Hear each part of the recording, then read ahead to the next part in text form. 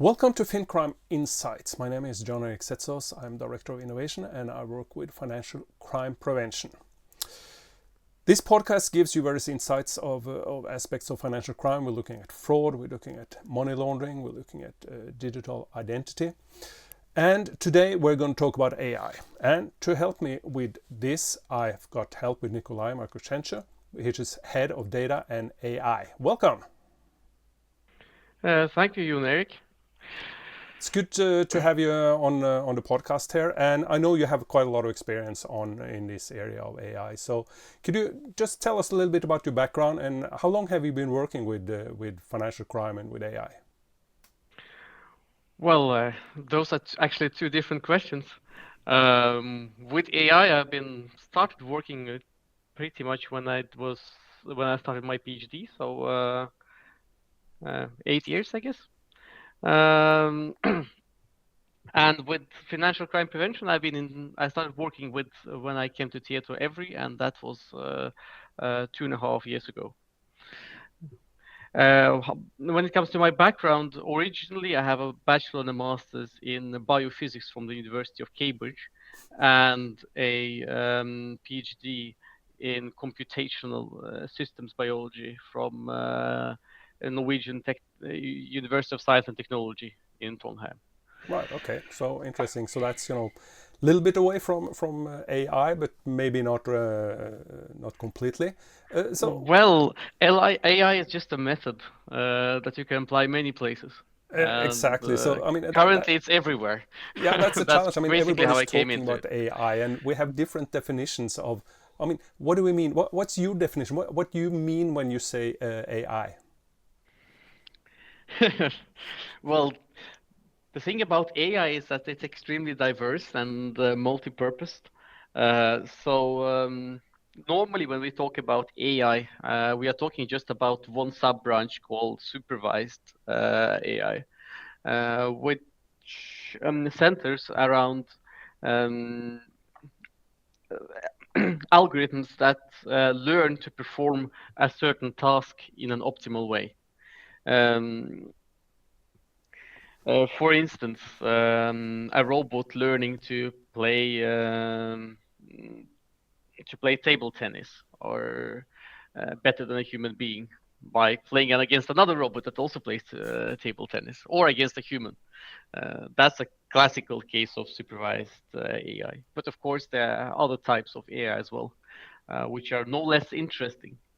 For instance, one got the unsupervised, which is pretty much the opposite. It has no purpose. It has nothing to train for.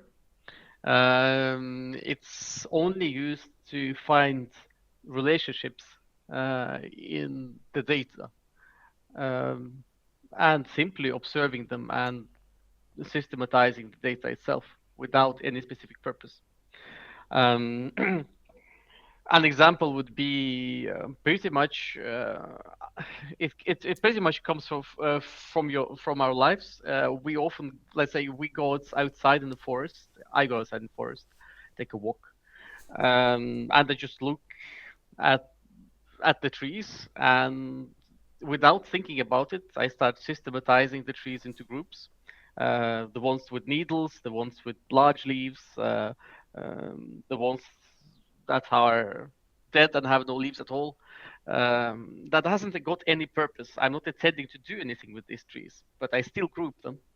So, and that's a different kind of AI. Mm-hmm. Yeah, and it's useful for different things. Very interesting analogy. I mean, we humans, we always categorize, and I guess it's because there's so much information that we have to put information in boxes to make it make sense for us, right?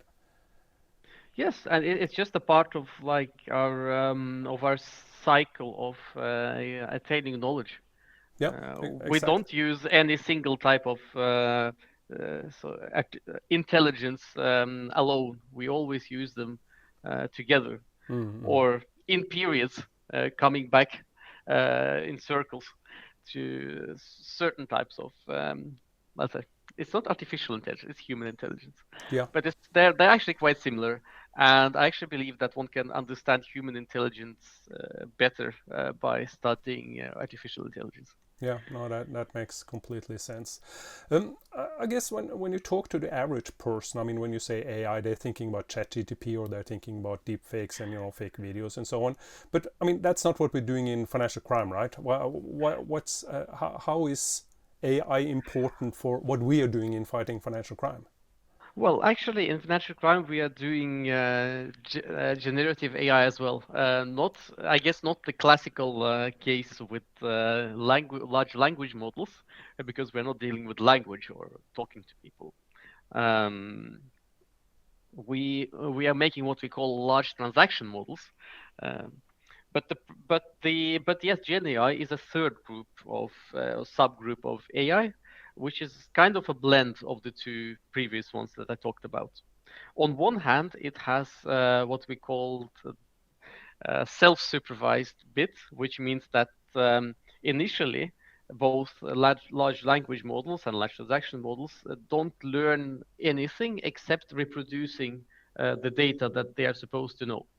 Um, in the case of language models, that's making that's telling the next word in a sentence. Um, so essentially, that serves no purpose.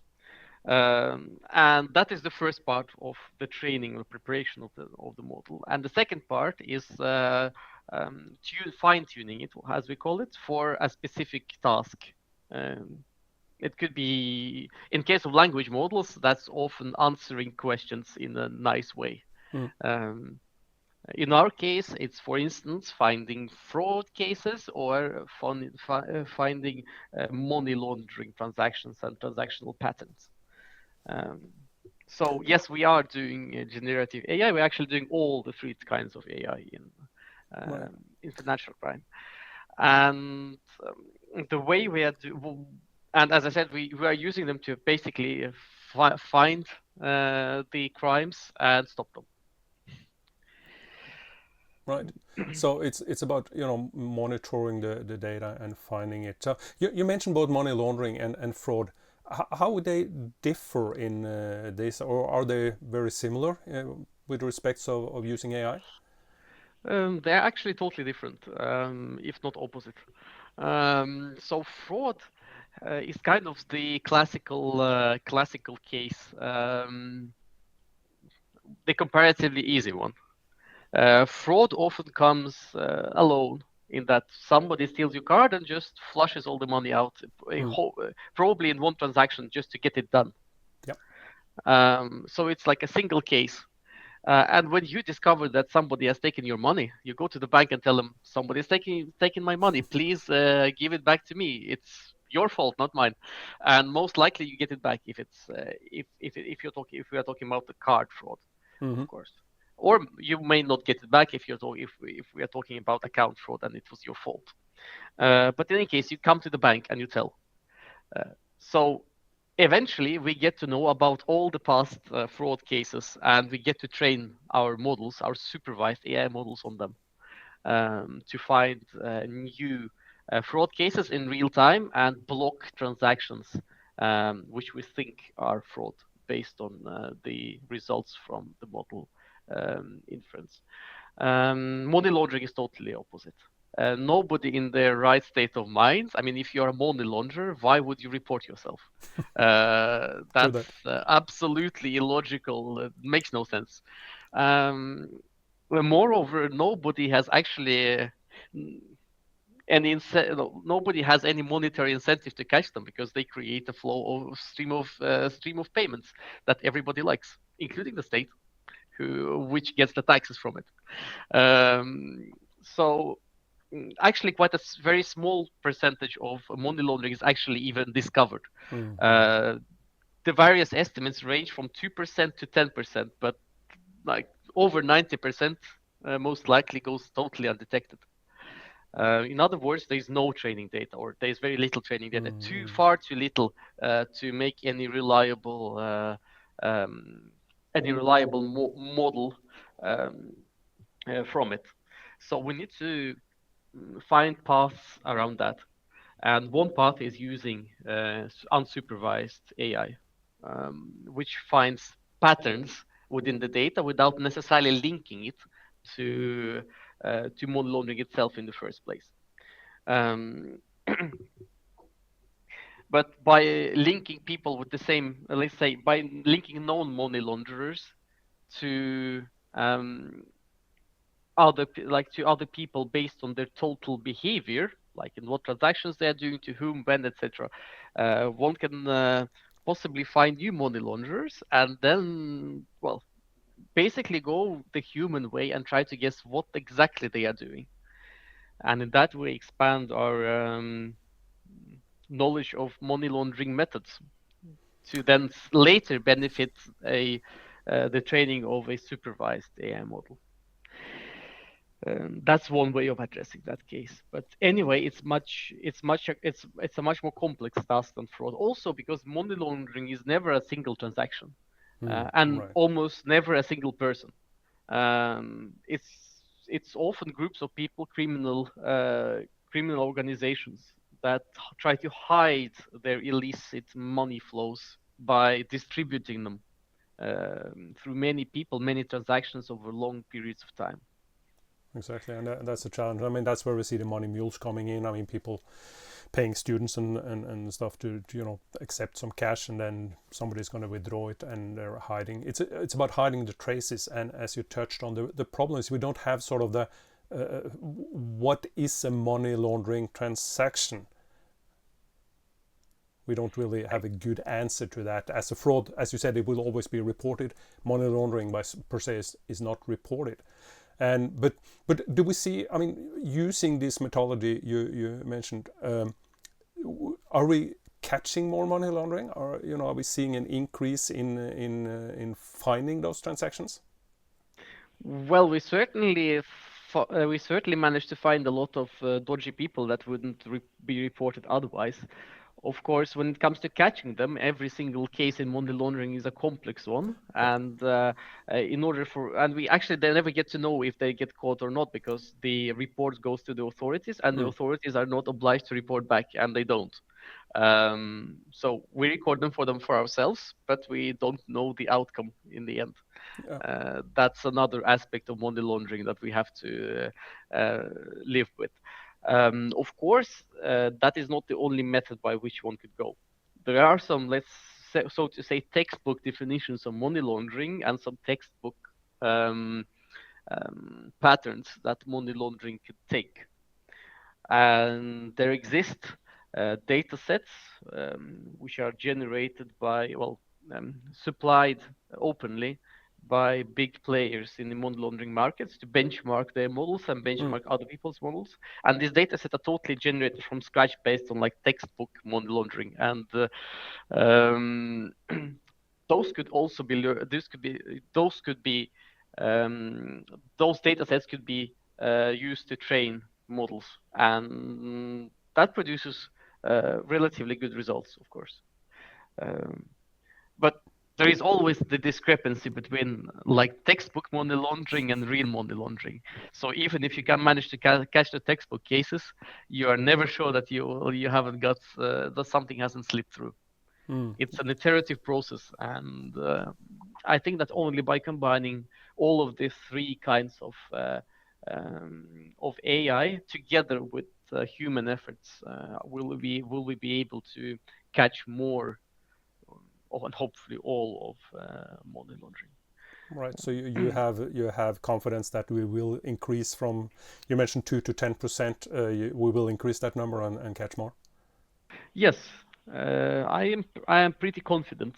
Yeah. As long as we do, as long as the banks make the efforts on their side. Right. Well, that's important. I mean, we're all in this together to do this. Yes. Another aspect of this story is that while fraud is pretty much a single person's deal, money laundering is always distributed over more than one bank. So interbank collaboration is a key feature for enabling effective money laundering fighting on our side. So we are always advocating for the banks collaborating with each other and allowing us to train trained on their shared pool of data. Yeah, I mean, it's back to the more data we have, the better models we Yes, can well, build and to catch this. mm, So, so back to fraud. As you said, fraud is easier because I mean every fraud will be, I guess, in most cases reported because somebody is losing their money. Do we have any numbers? How many? I mean, we're using AI to detect this as well. Do we know how much fraud we catch using AI? uh, well, it's actually a quite a difficult question, and we know that to get all together AI and non-AI, we catch well over 90%. Mm. Um, Now, how much AI is catching is a more difficult question because AI is a part of many man-made rules in itself. Yeah. So they're kind of intertwined. And of course, they're to some extent redundant. We know that AI catches a significant amount of things that the human rules don't catch. Made rules. We also know that human-made rules catch a significant amount of fraud that the AI doesn't catch. Actually, I look at them as quite complementary approaches because when we talk about AI, we talk about training, and training means that one needs to detect a certain pattern connected to fraud, and when one detects that pattern, say that is fraud. However, one needs to be sure about it because one doesn't want there to be many false positives. One doesn't want that when you go to the shop and buy yourself, I don't know, a meal, that your transaction gets stopped because the model thinks it's fraud. Now,